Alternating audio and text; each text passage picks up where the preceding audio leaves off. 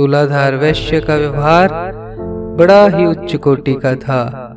उसकी दुकान पर इतनी भीड़ रहती थी कि रात को 9 बजे के बाद ही ग्राहक निपटते। पद्म पुराण में कथा आती है कि नरोत्तम नामक ब्राह्मण तुलाधार वैश्य के पास उपदेश देने के लिए आया, तो वैश्य बोला, अभी समय नहीं है। ऐसा उस वैश्य ने उत्तर दिया और कहा, यह ग्राहकों की भीड़ रात के 9 बजे तक रहेगी, इसके बाद समय मिलेगा।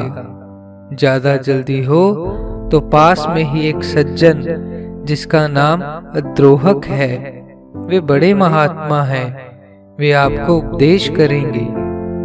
ऐसा सुनने पर नरोत्तम ब्राह्मण के चित्त में क्षोभ तथा क्रोध आ गया और बोला, मैं यहाँ आया शिक्षा के लिए और आप मुझे कहते हो कि समय नहीं है। तब तुलाधार वैश्य ने कहा, नरोत्तम, मैं वह बगुली नहीं हूँ जिसे तुमने अपनी क्रोध दृष्टि से भस्म कर दिया था, और वहाँ जो आकाशवाणी हुई उसका भी मुझे यहाँ बैठे ज्ञान है, और तुम्हारी धोती वस्त्र भी जो आकाश में बिना सहारे सूखती थी, और तुम्हारे द्वारा क्रोध करने पर बगुली भस्म हो गई, इसी कारण से आकाश में सूखना बंद हुई है। तुलाधार के घर में भगवान ब्राह्मण रूप से रहते थे। उन्होंने कहा, मैं अद्रोहक का घर जानता हूँ। तो वह नरोत्तम ब्राह्मण उन ब्राह्मण देवता के साथ गए। उन्होंने अद्रोहक के घर पर पहुंचा दिया। उस तुलाधार वैश्य का व्यवहार शुद्ध एवं उच्च कोटि का था, इसलिए उसकी दुकान पर ग्राहकों की भीड़ लगी रहती थी। इसी कारण उसकी बड़ी भारी उन्नति थी। द्वापर में नंदभद्र बहुत उच्च कोटि के वैश्य तथा शिव भक्त हुए। शिव भक्ति तथा निष्काम भाव से सेवा के कारण वह उत्तम गति को चले गए। उनके व्यापार में झूठ का नाम भी नहीं था। सबके साथ समव्यवहार था, विषम नहीं था। त्यागपूर्ण व्यवहार हो, वह व्यापार सत्य हो तो उन्नति हो सकती है। आरंभ में कठिनाई है, किंतु अंत में इस-लोक एवं परलोक दोनों में उद्धार हो सकता है।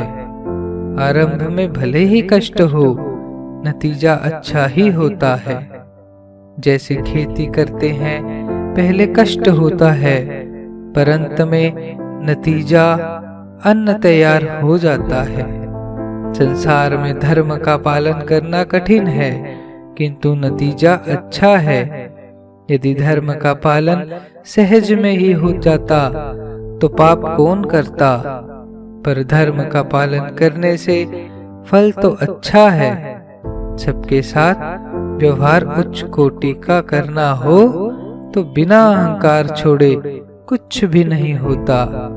अहंकार का अभाव होना चाहिए और त्यागपूर्ण व्यवहार होना चाहिए। स्वार्थ के त्याग से सुधार हो जाता है, स्वार्थ के त्याग से लाभ ही लाभ हो जाता है। रेल में जिस श्रेणी का टिकट है उसको उसी प्रकार काम में लावे तो कोई बड़ाई नहीं। जैसे अपने रिजर्वेशन डिब्बे में बैठे हैं, आराम से बैठे हैं, तो इसमें त्याग या उदारता नहीं। न तो दूसरे की सीट रोके और न देवे, तो यह न पाप ही होगा न पुण्य ही। यह तो नीति है। 3rd क्लास की या इंटर क्लास की टिकट लेकर डिब्बे में सो गए या जागते हुए ही कहें कि नींद आ रही है और दूसरों को जगह न दे तो पाप है।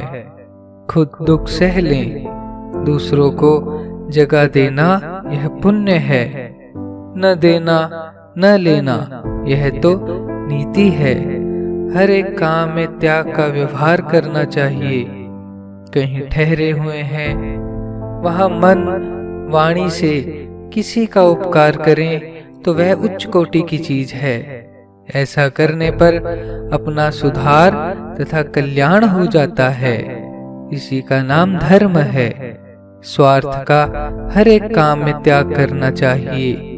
हमने कोई चीज खरीद ली, बाद में वह चीज वहां खत्म हो गई, तो फिर दूसरा आदमी यदि वह चीज लेने आवे तो उसे यह कहना चाहिए कि अब तो यह चीज खत्म हो गई, आप और हम दोनों आधी आधी बांट लें, यही ठीक है।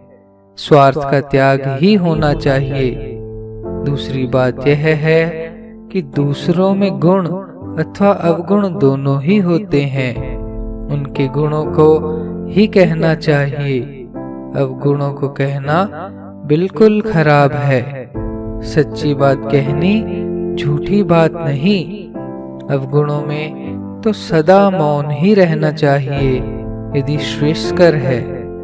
अवगुण कहने से दुख होता है, इसलिए अवगुणों को कभी भी नहीं कहना चाहिए।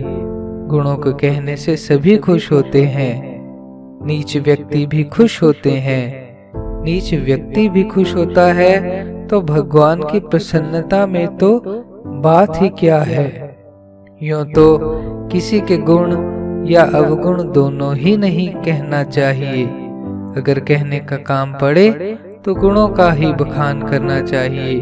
ग्रहण भी गुणों का ही करना चाहिए, अवगुणों का नहीं। कोई अपने साथ बुरा बर्ताव करे तो उसके साथ अपने तो अच्छा ही व्यवहार करना चाहिए। यदि दूसरे के बुरे बर्ताव को बर्दाश्त कर ले तो 2 नंबर की बात है। 1 नंबर बनना हो तो बुराई करने वाले के साथ भलाई ही करनी चाहिए। राजा युधिष्ठिर ने बुराई करने वालों के साथ भी भलाई का ही बर्ताव किया था। अपने साथ भी कोई बुरा बर्ताव करे तो हमें भी उसके साथ भलाई का ही व्यवहार करना चाहिए। व्यवहार को सुधारने से ही हमारी कीर्ति इस लोक में तथा मरने के बाद भी होगी और अच्छे लोगों की प्राप्ति होगी। जहाँ तक हो सके अच्छे से अच्छा व्यवहार करने की चेष्टा करनी चाहिए। अपनी तरफ से अच्छा व्यवहार होगा तो उसकी तरफ से भी अच्छा ही होने की संभावना है। अपने तो कर्तव्य समझकर भला व्यवहार ही करना चाहिए। बदले में हित की भावना ही करनी चाहिए। अहित करने वालों के साथ अहित नहीं करना चाहिए। कोई बुरा करे तो उसके साथ बुरा तथा कोई भला करे तो उसके साथ भला, यह तो नीति है। यह बात तो पशुओं में भी है। एक कुत्ता दूसरे को भौंकता है तो दूसरा कुत्ता भी उसे भौंकता है। एक कुत्ता दूसरे को काटता है तो दूसरा कुत्ता भी उसे काटता है। काटने वाले के साथ काटना एवं चाटने वाले के साथ चाटना, यह बात तो कुत्ते और पशुओं में भी मिल सकती है। एक बंदर दूसरे के बंदर के खाज खुजलाता है तो दूसरा भी उसके खुजलाता है। एक गधा रेंगता है तो दूसरा भी रेंगता है। रेंगना खुजलाना तो गधे बंदर में भी है। हम तो मनुष्य हैं, हमारे में तो विशेषता होनी ही चाहिए। बुराई करने वालों के साथ भलाई करनी चाहिए। अपने साथ कोई बुराई करे और हम बदले में भलाई करें तो अच्छा है। यदि ऐसा न हो सके तो बुराई को बर्दाश्त तो करना ही चाहिए। किसी की भलाई करे तो प्रत्युपकार नहीं चाहे और कोई अपनी भलाई करे तो बदले में उसका हित करें। यदि भलाई करके उसे बार बार कहेगा या जताएगा तो सामने वाला यदि स्वीकार नहीं करेगा तो दुख होगा। इसलिए यह बात मन में नहीं रखनी चाहिए कि मैंने इसकी भलाई की। अपना कर्तव्य समझकर दूसरों की भलाई करनी चाहिए। व्यवहार सुधारने के लिए त्याग की बड़ी आवश्यकता है। अपनी शक्ति के अनुसार मैंने यह काम किया, मैंने उसका यह उपकार किया, इस प्रकार दूसरों को कहते हैं, उसका त्याग कर देना चाहिए। यदि यह काम मान बढ़ाई के लिए न हो तो कल्याण हो जाता है और कीर्ति हो जाती है। इस लोक में भी कल्याण, परलोक में भी कल्याण। 3 बातें पूछी थी, जिसका संक्षेप में सबका उत्तर दिया है। नारायण नारायण नारायण श्रीमन नारायण नारायण नारायण नारायण श्रीमन नारायण नारायण श्रीमन नारायण नारायण